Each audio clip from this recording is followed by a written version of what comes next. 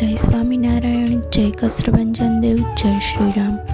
અહીં આગળ કવિ તુલસીદાસ લખે છે કે કંચન વર્ણ વિરાજ સુબેસા, કાનન કુંડલ કુંજિત કેસા.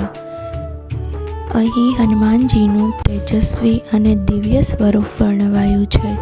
કંચન વર્ણ વિરાજ સુબેસા. કંચન વર્ણ એટલે સોનાની જેમ ઝળહળતું તેજ. તેમનો દેખાવ ખૂબ જ આકર્ષક અને પવિત્ર છે. સુબેસાનો અર્થ છે કે સુંદર વેશભૂષા, જે તેમની મહિમા અને દેવી શક્તિને દર્શાવે છે. કાનન કુંડલ કુંજિત કેસા. હનુમાનજીના કાનમાં કુંડળ શોભે છે અને તેમના વાળ કુંજિત એટલે કે વાંકાળા છે. આ તેમની પરંપરાગત અને દિવ્ય શોભાનું વર્ણન કરે છે.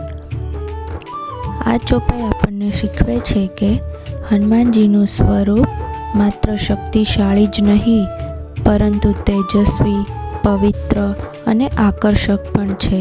તેમની ભક્તિથી આંતરિક સુંદરતા અને પવિત્રતા મળે છે. જય સ્વામિનારાયણ, જય કષ્ટભંજન દેવ, જય શ્રી રામ.